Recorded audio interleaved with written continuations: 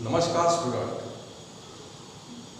आज आपण JEE set याच्यामध्ये असणारा एक चॅप्टर सुरू करू. त्या चॅप्टरचं नाव आहे सेट, रिलेशन अँड फंक्शन. याच्यापैकी हा पहिला पार्ट जो आहे हा पहिला पार्ट तुमचा नवीन झाला आहे, म्हणजे पहिले झाला आहे. म्हणजे तुम्हाला याचे बॅक आयडिया आहे, माहीत काही ना काही आयडिया माहीत आहे सर्व सेटच्या. तरीही आपण एक रिव्हिजन म्हणून प्रत्येक घेऊन घेऊ. त्याच्या टाईप्स ऑफ सेट, याचा ऑपरेशन, असे सर्व एक एक एक घेऊ आणि नंतर याच्यावरचे प्रॉब्लेम. तर पहा, पहिल्यांदा सुरू करतो मी सेट. कशा करता आहे? MST सेट करता येईल आणि JEE करता येईल. JEE मध्ये बहुतेक सेटवरचे प्रॉब्लेम कमी येतात, रिलेशन आणि फंक्शनवरचे प्रॉब्लेम जास्त येतात. आता असं आहे, हे कॉम्पिटेटिव्ह एक्झाम आहे. कॉम्पिटेटिव्ह एक्झाममध्ये काय कशावर काय येईल याचं काही हे नाही, पण चॅप्टर आहे म्हणून चॅप्टर करावं लागते, बरोबर आहे. म्हणजे असं सोडून द्यायची गरज नाही. आणि सोपं चॅप्टर एकदम, दोन्ही तिन्ही पार्ट सोपे आहे. सेटही सोपं, काही काही नॉलेज असणं आवश्यक आहे. नॉलेज असणं आवश्यक आहे. पण सेट म्हणजे काय हे पहा. सेट म्हणजे collection of well defined object. Underline करा तुम्ही, well defined object. What is mean by well defined object? त्याचंच कलेक्शन म्हणजे सेट होते. सेट कसा लिहायचा त्याची दोन मेथड आहेत, ते नंतर. पण collection of well defined object is called as set. आता वेल डिफाइंड म्हणजे आता तिघ जण आहे समजा. वेल जरासा बरे आहे, राम, श्याम आणि एक अनिल. मी 3 पर्सन घेतो, असे अनेक पर्सन राहू शकते. त्यांना एक प्रश्न विचारला. समजा इवन नंबरचा सेट, इवन नंबर कोणते कोणते आहेत? इवन नंबर कोणते कोणते आहेत? नॅचरल नंबर कोणते आहेत? इवन नॅचरल नंबर कोणते आहेत? असा जर विचारला तर तिघचे तिघे आन्सर देईल. 2, 4, 6, 8, 10, 12 अँड सो ऑन. बरोबर आहे. इवन नंबरचं कलेक्शन झाले. हे कोणतं कलेक्शन झालं? इवन नंबरचं कलेक्शन. तिघाचे आन्सर एकच येणार, बरोबर आहे. कोणी दुसरं सांगणार नाही. मग ह्या तिघांना विचारलं, युअर फेवराइट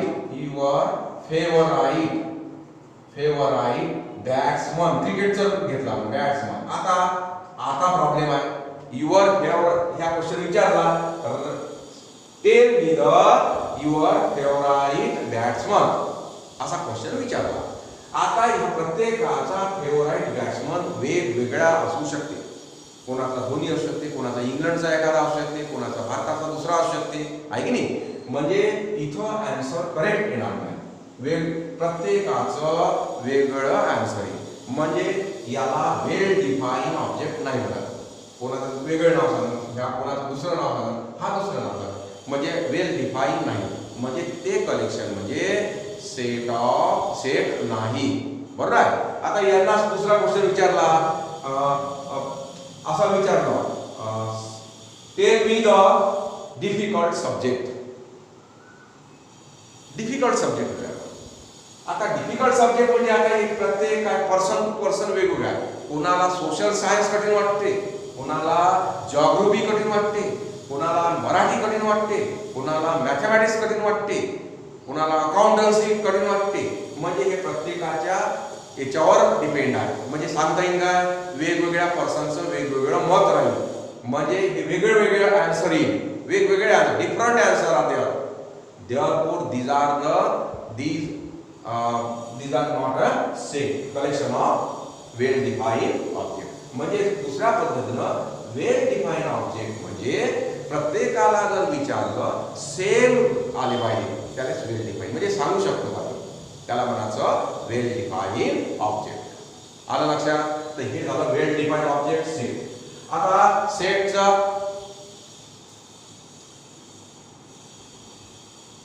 लक्षात आलं ना, वेल डिफाईन ऑब्जेक्ट. त्याच्यानंतर आपण सेट लिहिण्याच्या पद्धती,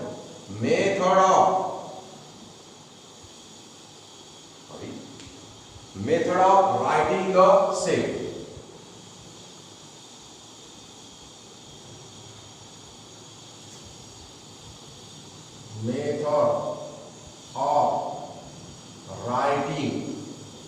द सेट. अत्यंत बेसिक पासून जे शिकले आहे तेच घेणार आहे. अत्यंत बेसिक पासून घेतो, रिवाइज होऊन जाते आणि ह्या सेटचं रिलेशन फंक्शन मध्ये जरासं कामही आहे. बरोबर आहे. म्हणजे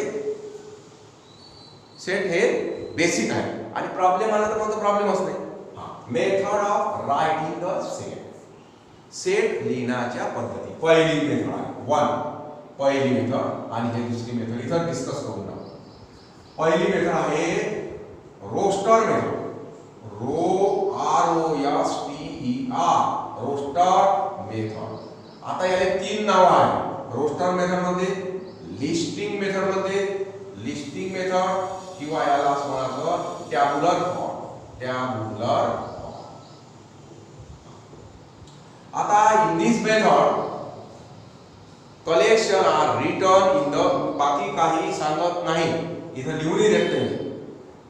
लिस्टिंगचं नाव, लिस्ट म्हणजे कोणतेही आता किराणा दुकानात गेलो तर लिस्ट करतो की नाही, हे सामान ते सामान ते सामान ते एकत्र सामान कॉमा देऊन एका ब्रॅकेट मध्ये लिहिलं, कर्ली ब्रॅकेट मध्ये, आणि त्याच्यामध्ये कॉमा दिला तर त्याला लिस्टिंग मेथड म्हणतात. बरोबर आहे. आता लिस्टिंग मेथड पहा. फॉर एक्झाम्पल आणि set. For example set denoted by, set denoted by capital letter A B C and capital letter दाखवायचे सेटचं नाव आणि एलिमेंट म्हणजे एलिमेंट म्हणजे काय, त्या सेट मध्ये असणाऱ्या ऑब्जेक्ट म्हणजे बघायचं एलिमेंट. मी आता असं म्हटलं होतं इव्हन नंबर 4 6 8. आता हे असे अनेक राहील. तर हा हे जे ऑब्जेक्ट आहे ते ऑब्जेक्ट कशात लिहिले, कर्ली ब्रॅकेट मध्ये, आणि त्याच्यामध्ये कॉमा दिला. एक एलिमेंट एक वेळात लिहायचा, डबल लिहायचा नाही, म्हणजे रिपीटेशन इज नॉट अलाउड. असलं तरी एक, समजा एखाद्या सेट मध्ये असं दिलं 2 2 4 8 10 असं दिलं आहे, तर ह्या एकच एलिमेंट समजायचा असलं तरी, समजलं. नंतर पहा ह्या सेट मध्ये ऑब्जेक्ट टाकले, हे ऑब्जेक्ट आहे, हे ऑब्जेक्ट आहे, हा ऑब्जेक्ट आहे, हा ऑब्जेक्ट आहे, त्याच्यामध्ये कॉमा दिला आणि ह्या सेटला कॅपिटल लेटरनं दाखवलं. ए ने दाखवू शकता, बी ने दाखवू शकता, सी ने दाखवू शकता. अशा प्रकारच्या लिस्ट तयार केल्यानंतर अशा प्रकारची जे कर्ली ब्रॅकेट, आणि हे कर्ली ब्रॅकेट आहे, ह्या कर्ली ब्रॅकेट मध्ये लिहिलं तर याला म्हणतो आपण रायटिंग द सेट. आणि in which method, that is it is called as roster method, or it is called as listing method, or it is called as tabular form. ये आणि एलिमेंट हे त्याने काय म्हणायचं, object is called as element. Element are denoted by small letter A B C dot. समजलं element कशात लिहायचे, small letter. मग फॉर एक्झाम्पल लिहून देतो एखादा सेट. For example A equal to 1 2 3 4. कोणते नाव लिहिताय तुम्हाला, तर हे जे आहे ना, हे याने काय म्हणायचं, एलिमेंट. या सेटचं नाव हे कशात दाखवत आहे, जनरल जर दाखवायचं असलं तर एलिमेंट एबीसी दाखवायचं आहे आणि सेट कॅपिटल लेटरनं दाखवायचं आहे. बरोबर आहे. आता त्याच्यानंतर पाहायचं आपल्याला second method.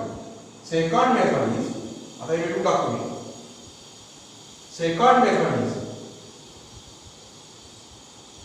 Method second. Second method is called as set builder form, or याला rule method म्हणते, rule method. चला आता ह्या सेट हे जरासा बरोबर गुणधर्म तुम्हाला एलिमेंटची कॅरेक्टरिस्टिक ओळखता आली पाहिजे, मॉनिटराइज करता आलं पाहिजे. फॉर एक्झाम्पल जसं एखाद्या क्लासचा एक मॉनिटर असते, त्याच्या नावानं तुमचा क्लास ओळखला जाते. तसंच आहे. समजा मी सेट बिल्डर फॉर्म मध्ये काय करायचं आहे, हे मी लिहितो, हे सेट पाहतो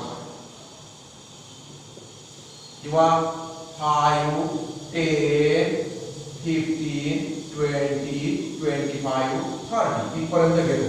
आता मी हे जे दिला सेट, हा कोणत्या फॉर्म मध्ये दिला, it is a listing form किंवा रोस्टर फॉर्म किंवा टॅब्युलर फॉर्म. आता हा कशात लिहायचा आपले, सेट बिल्डर फॉर्म मध्ये.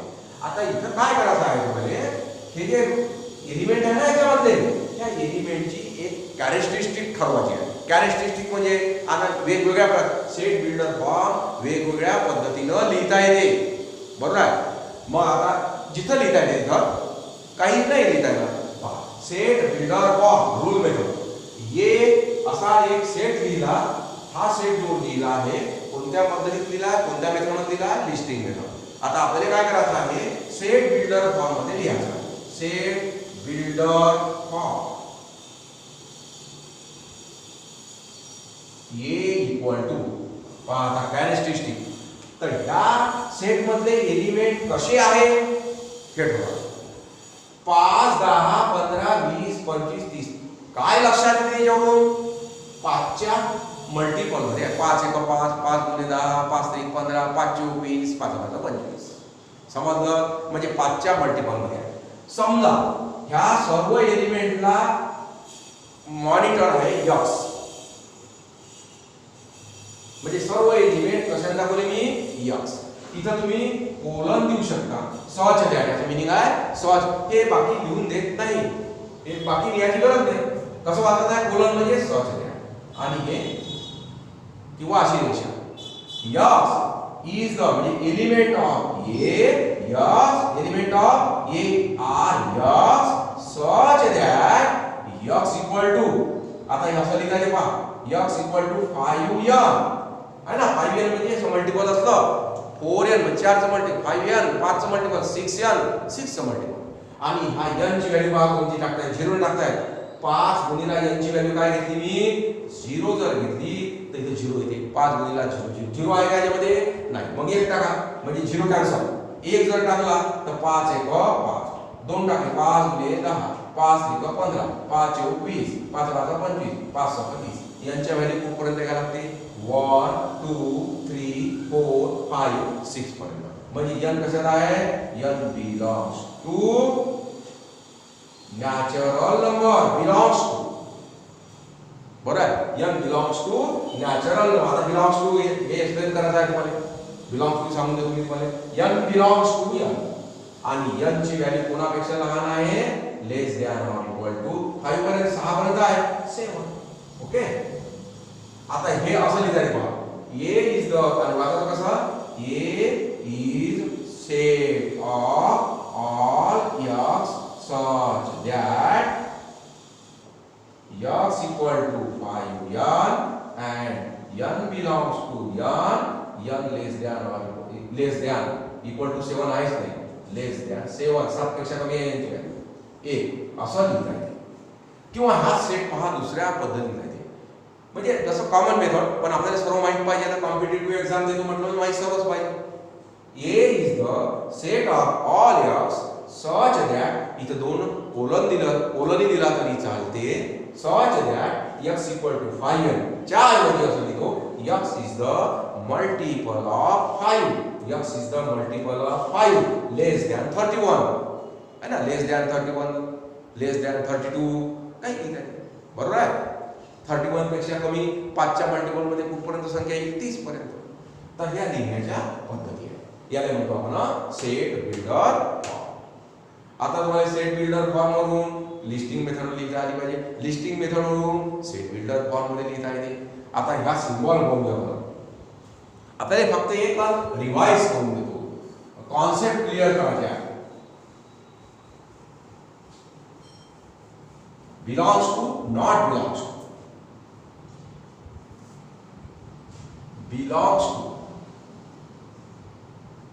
म्हणजे घटक आहे, एलिमेंट आहे, ह्या सेटचा तो एलिमेंट आहे.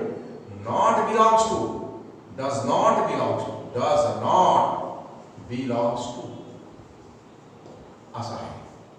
म्हणजे एलिमेंट हा सेटचा घटक नाही. आता फॉर एक्झाम्पल घेऊन घेतो, सांगून देतो मी.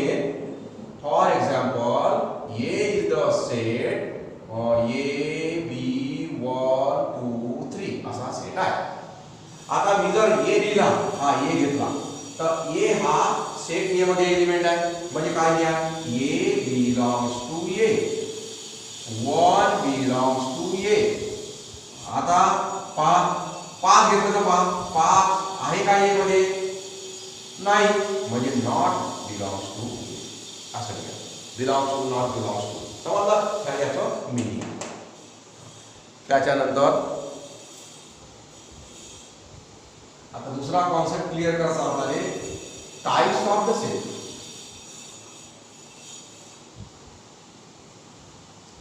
त्याच्यानंतरचा कॉन्सेप्ट क्लिअर करायचा आपल्याला types of set. Types of the set. Types of set. पहिला सेट आवश्यक आहे. टाइप पहिला सेट नल सेट और याला क्लिअर वाइड सेट और याला म्हणायचं एम्प्टी सेट.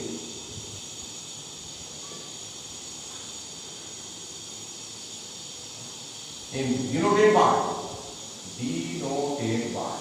सेट मध्ये दाखवायचा असतो तर खाली असा सेट दाखवायचा. याच्यात एकही एलिमेंट लिहायचा नाही और फक्त हाय न दाखवता येईल. इथं सेट मध्ये लिहायचं नाहीये. चला हा एम्प्टी सेट. आता एम्प्टी सेट मध्ये एकही एलिमेंट राहत नाही. लक्षात आलं. आता समजा मी असं म्हटलं 0 म्हणजे याचा 0 एलिमेंट आहे. काय किती एलिमेंट आहे 0 एलिमेंट. मग समजा असं आलं तर काय एम्प्टी सेट आहे का नाही नॉट एम्प्टी. काय कारण आहे याच्यात कोणता एलिमेंट आहे 0 हा एलिमेंट आहे. हायला काय म्हणायचं एम्प्टी सेट.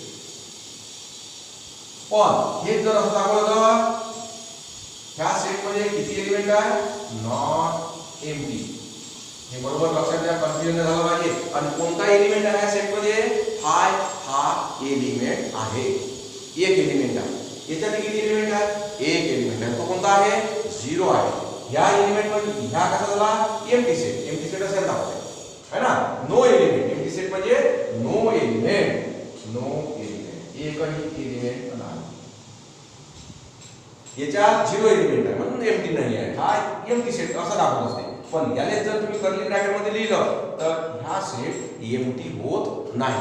ह्या सेट मध्ये ह्या सेटले नाव द्यायला लागणार. तुम्हाला समजा बी नाव दिलं तर बी सेट मध्ये किती एलिमेंट आहे ए आणि तो कोणता आहे हा एलिमेंट आहे. आलं लक्षात. फरक पहा. हा एम्प्टी सेट त्याला वाईट सेट किंवा त्यालाच एम्प्टी सेट असं किंवा त्याला नल सेट असं म्हणत असते. त्याच्यानंतर दुसरा सेट आहे सिंगल टोन सेट.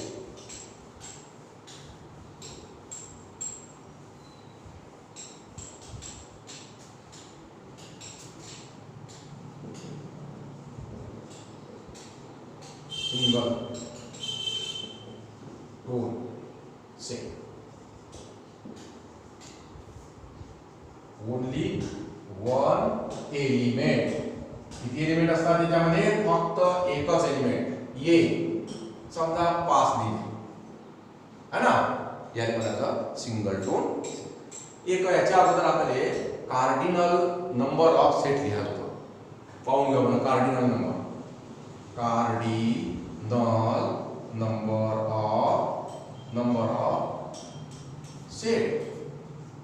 सेटचा कार्डिनल नंबर. आता पाहिलं कार्डिनल नंबर म्हणजे काय होतं तर पाहिलं याला समजा ए सेट आहे. इथं लिहिलं मी ए बी सी 5 8 9 असं एलिमेंट लिहिलं. कार्डिनल नंबर म्हणजे नंबर ऑफ एलिमेंट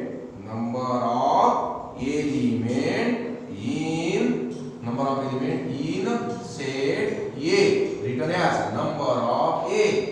नंबर लिहायचं ब्रॅकेट मध्ये सेटचं नाव लिहायचं इज इक्वल टू मोजाचे एलिमेंट किती आहे 1 2 3 4 5 6 तर याला म्हणायचं therefore 6 is the cardinal number of set A. मग आता याच्यावर सांगा नंबर ऑफ ए किती होईल. Number of A equal to एकच एलिमेंट आहे 1. समजलं.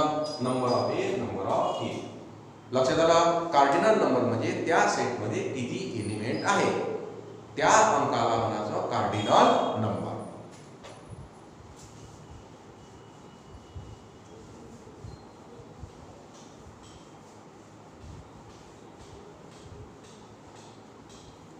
त्याच्यानंतर पाहायचं आपल्याला एम्प्टी सेट झाला. त्याच्यानंतर इक्विव्हॅलन्स सेट 3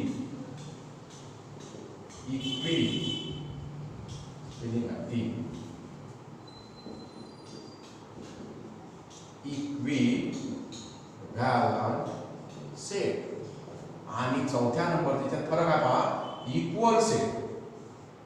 म्हणजे याच्यात equal set.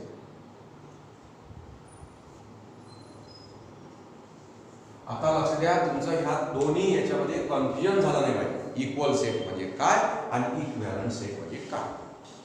Equivalent containing same number, containing equal number of element.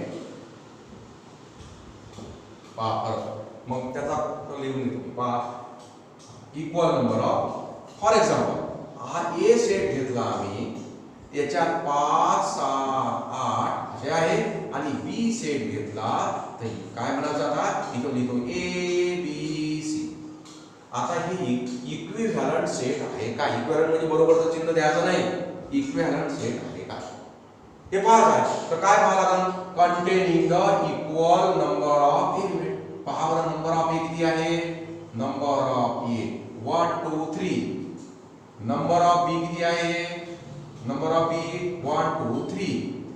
Number here काय आहे पहा, here number of A equal to number of B that is equal to 3. therefore we can say that sets A and B are equivalent. असं नाही लिहायचं equivalent म्हणजे A equal to B, हे लिहायचं नाही. हे सेम इक्वल सेट झाले. Equivalent set. आता equal set containing same element. आता मी याचा 3 सेट घेतो. इथे घेतो ए बी सी. बी घेतो, या सेट मध्ये लिहितो मी आता 1 2. सी सेट घेतो, याच्यामध्ये लिहितो मी सी बी ए, है ना. आता ए मध्ये एलिमेंट कोणते आहे, ए बी सी. बी मध्ये काय आहे, 1. नंबर ऑफ ए बरोबर आहे, number of A equal to 3, number of B equal to 3 आणि number of C equal to 3. हे इक्विव्हॅलंट आहे कारण याच्यामध्ये एलिमेंट किती आहे, प्रत्येक मध्ये सारखे आहे, म्हणून झाले हे equivalent set. But equal set कोणते आहेत, तर पहा same element containing same element. प्रत्येक सेट मध्ये एलिमेंट कसे असले पाहिजे, सेम. इकडे तिकडे झाले तरी चालते, ऑर्डर इकडे तिकडे झाले तर चालेल. पहा सेट मध्ये ऑर्डर इम्पॉर्टंट नाही. बघा आता इथं काय ते कोणते, ह्या ए इथं 1 आहे म्हणजे इक्वल नाही आहे, A not equal to B. But आता पाहू बरं, सी न ए सारखा आहे का, पहा बरं, A B B C C आहे. ए मध्ये जे एलिमेंट आहे ते सी मध्ये आहे, म्हणून ए इक्वल टू सी. आता हे इक्वल, हे नॉट इक्वल है ना. तर इथं नाही लिहायचं, इक्विव्हॅलंट मध्ये इक्वल नाही लिहायचं, ए इक्वल टू बी नाही लिहायचं का. हे इक्विव्हॅलंट आहे. इक्विव्हॅलंट म्हणजे याच्यामध्ये असणारे एलिमेंट आणि बी मध्ये असणारे एलिमेंट सारखे आहेत. हा झाला इक्विव्हॅलंट सेट आणि इक्वल सेट मधला फरक.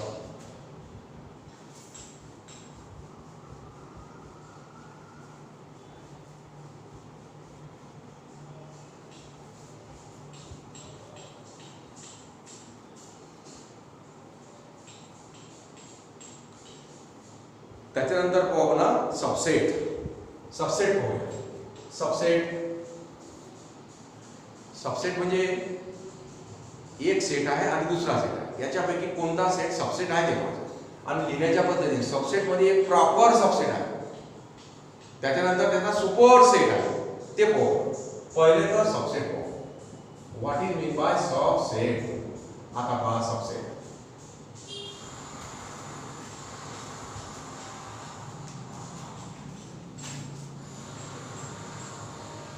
ऑल, समजा मी ए बी घेतो, all element of set A are in set B. तर A is the subset of B, that is written as A is the subset of B. आता याच्यामध्ये 2 condition बघू subset. आता दोन्ही कंडिशन लिहून घेतो. या इकडे लिहितो प्रॉपर सबसेट. आता पहिले प्रॉपर सबसेट, हे पहिलं एक्झाम्पल. ए मध्ये समजा 1 2 आहे आणि बी मध्ये आहे 1 2 3 5 10. आता इथं पहा. आणि सी मध्ये आहे 1 किंवा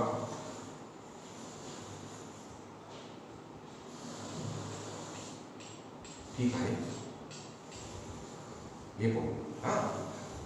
तर पहिले 1 2. आता पहा बरं, ए मधले सर्व एलिमेंट कशात आहे? बी मध्ये आहे, म्हणजे ए इज द सबसेट ऑफ बी. पण आता कधी कधी काय होऊ शकते, सी मध्ये असे एलिमेंट राहू शकते का? 10 11 5 3 2 1. बी मधले सर्व एलिमेंट कशात आहे? सी मध्ये. सी मधले सर्व एलिमेंट कशात आहे? बी मध्ये. तर आपण काय म्हणतो, B is the subset of C और C is the subset of B. म्हणजे बी इक्वल टू सी. जर दोन सेट एकमेकाचे काय असेल, सबसेट असेल, तर ते दोन्ही सेट कसे असतात? इक्विव्हॅलेंट. तर ह्या एका याच्यात सबसेट लिहिण्यामध्ये एका पार्ट मध्ये काय असते, एलिमेंट सारखे असू शकते, एलिमेंट सारखे असू शकत नाही. याच्यात एका सेट मध्ये सर्व एलिमेंट यात असू शकते, आहे ना? तर हे असं लिहिलं असतं, इक्वल. सेट सबसेटच्या खाली इक्वल. पण प्रॉपर सबसेट मध्ये, प्रॉपर सबसेट मध्ये A is the subset of B and A not equal to B. Equal नाही असले पाहिजे. म्हणजे आता फॉर एक्झाम्पल ए 1 2 आणि बी घेतला 1 2 3 4. आता पहा, purely A is the subset of B. Subset आहे, ए मध्ये सर्व एलिमेंट कशात आहे? B. And A equal to B आहे काय? A not equal to B. Therefore, we can write A is the. Therefore, we can write A is the proper subset of B. आता याच्या खाली अशी रेषा ओढायची नाही, कारण ही इक्वल आहे. इथं कोणता आहे प्रॉपर सबसेट सांगा बरं. A is the proper subset of B. A is the proper subset of C. But B is the proper subset of C or C is the proper subset of B. राहू शकते काय? नाही, कारण बी मधले सर्व element C मध्ये आहे, C मधले सर्व एलिमेंट बी मध्ये आहे, इक्वल आहे याच्यामध्ये. मग काय प्रॉपर सबसेट नाही, फक्त सबसेट म्हणायचं. त्याच्या खाली अशी रेषा. बरोबर? हे प्रॉपर सबसेट म्हणजे एका सेट मधले सर्व एलिमेंट दुसऱ्या सेट मध्ये असेल, पण ते दोन्ही सेट कसे असणार नाही? इक्वल असणार नाही, तरच एक सेट दुसऱ्याचा प्रॉपर सबसेट आहे. आता सुपर सेट. सुपरसेट म्हणजे A is the subset of B, then B is called superset of A. हा A B चा काय आहे? सबसेट आहे. तर ह्या B ले काय करायचं? Superset of subset A. लक्षात आलं? तर अशा प्रकारे. आणि याच्या नंतरचा भाग, त्याच्यानंतरचे प्रकार आपण पुढच्या पार्ट मध्ये पाहू. मला वाटते तुमचं लक्षात आलं असं. सोपं आहे एकदम सबसेट. ठीक आहे.